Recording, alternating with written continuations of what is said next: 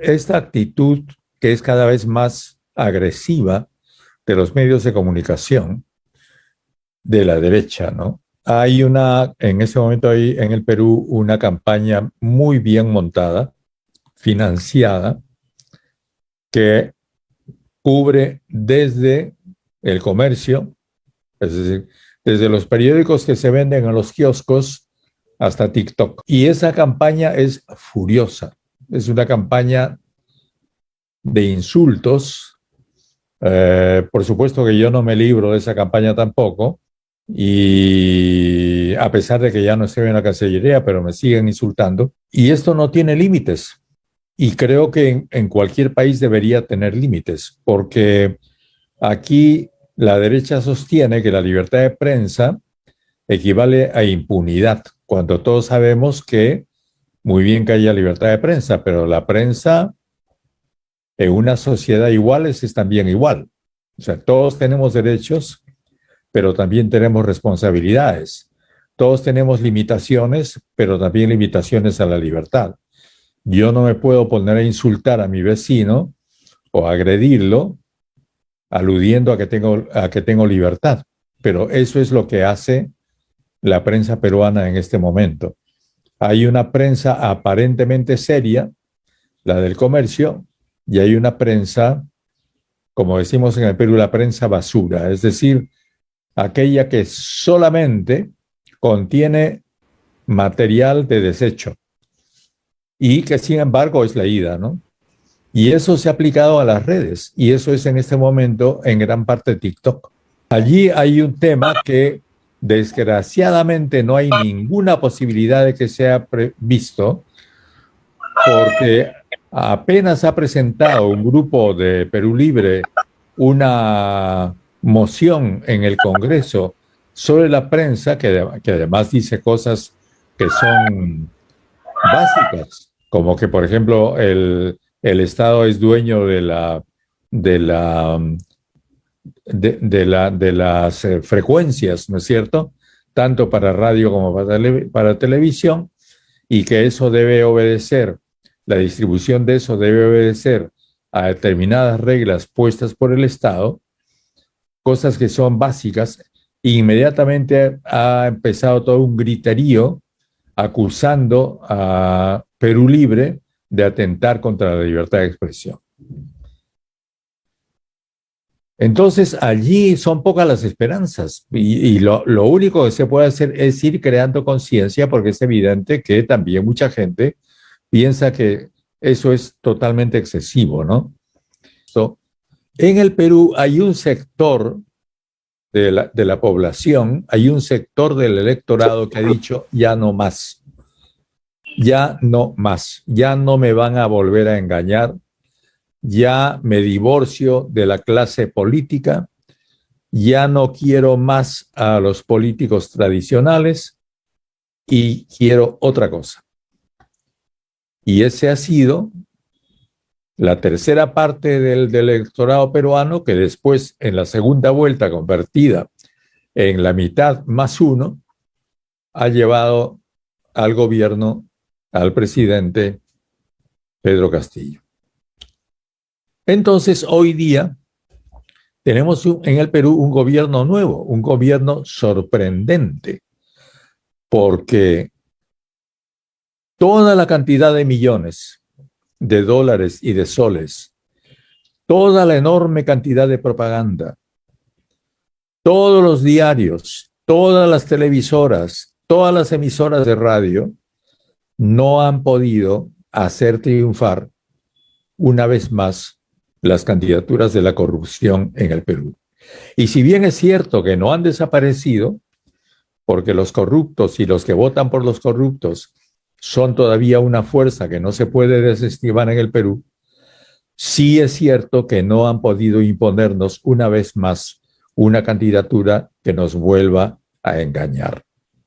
Entonces, ahora, con todos sus efectos, con todas sus debilidades, tenemos en el Perú gente nueva en el Poder Ejecutivo. Yo subrayo esto del Poder Ejecutivo porque también, si bien es cierto que tenemos que felicitarnos por este triunfo sorprendente de la voluntad popular, tenemos que medir muy bien nuestras fuerzas, porque el pueblo peruano, a través del presidente Castillo, está en una parte del poder político. En la otra parte del poder político está el Congreso, en el cual hay una mayoría de gente que defiende las políticas tradicionales. Y en la otra parte, que no es menos importante, está la economía. Y la economía sigue padeciendo bajo la dictadura de los monopolios, porque la economía peruana no es una economía libre, como nos dicen. No estamos en una economía social de mercado, como afirma la Constitución del 93, sino que estamos en una economía monopolizada en todo. Están monopolizados los servicios, está monopolizada la producción, está monopolizado el mercado. Monopolizado en manos de muy pocas familias y de muy pocas empresas cuyos nombres no valen ni la pena mencionar. Los pueblos están avanzando en el mundo. Hay en todo el mundo, en África, ya África está descolonizada, ya prácticamente no existen colonias. En el siglo XIX, África fue un continente saqueado. El colonialismo ya es casi una cuestión del pasado en el mundo, aunque todavía existen algunas colonias, incluso tenemos nosotros en América Latina colonias, y todavía existe lo que podemos llamar una mentalidad colonizada. Es decir, ya no existen las colonias, pero todavía tenemos una mentalidad colonizada, una mentalidad colonial, incluso en nuestros países. Quiero referirme al Perú en su relación con las comunidades peruanas en el exterior. Si ustedes comparan la relación que tiene el gobierno peruano con las comunidades peruanas en el exterior, con la relación que tienen otros gobiernos, como por ejemplo el de Japón, el de los Estados Unidos, el de Gran Bretaña o el de Francia, con sus respectivas comunidades de franceses, italianos, norteamericanos, etcétera, en el exterior, se van a encontrar con una enorme diferencia. Y esa diferencia procede de que somos un país colonizado. Tenemos una mentalidad colonial. ¿Por qué? Porque si nosotros no tuviéramos esa mentalidad colonial, el gobierno peruano, a través ya sea del Ministerio de Relaciones Exteriores, del Ministerio de la Cultura, del Ministerio de Comercio o de otros ministerios, estaría en condiciones de financiar centros culturales y centros de asistencia a los peruanos en el exterior, que podrían convertir a cada peruano en una suerte de embajador civil, embajador ciudadano del Perú en el exterior. Decía yo que en el Perú tenemos una alianza francesa, un colegio franco-peruano, tenemos un instituto peruano-norteamericano, se enseña el inglés masivamente, tenemos un colegio italiano, que es el Colegio Antonio Raimondi, tenemos una asociación cultural peruano-japonesa, tenemos un colegio peruano-chino, tenemos comunidades de estas colonias que tienen sus propios mecanismos de crédito, sus propias clínicas. ¿Y qué es lo que tienen los peruanos en el exterior? Nada. Los peruanos en el exterior están abandonados por el gobierno. A pesar de que ya, si no me equivoco, y ustedes me corregirán, no tengo datos muy recientes, tenemos aproximadamente casi 3 millones de peruanos en el exterior, de distintas generaciones. Nuestro Estado no ha sido capaz de pensar así, a pesar de que recibe una enorme cantidad de dinero vía las remesas de todas esas comunidades que supera a todo el dinero que aporta la minería en el Perú.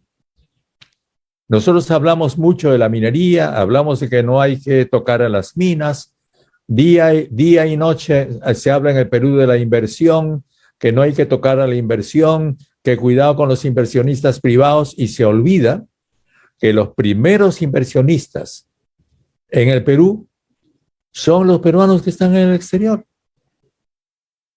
Y lo hacen directamente ayudando a sus familias.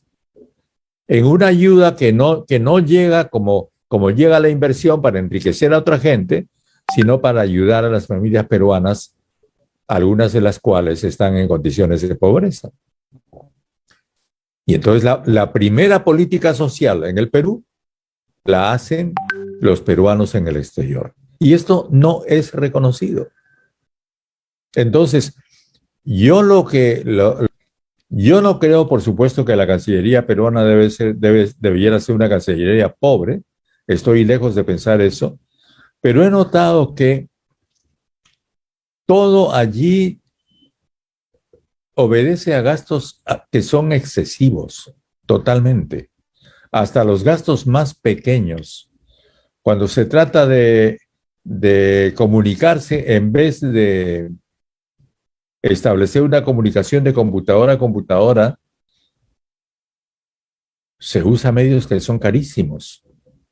Yo no quiero, en realidad he sido canciller, no quiero empezar a hablar mal de la Cancillería, creo que no sería adecuado en mi caso, pero sí yo creo, independientemente de esto, que el Estado peruano requiere una economía en sus gastos, que no pasa porque los burócratas se ajusten al cinturón necesariamente, sino pasa por una racionalización del uso de los recursos. Y esto tiene que ver no solamente con la Cancillería, sino con otros ministerios. Por noticias que yo tengo, por ejemplo,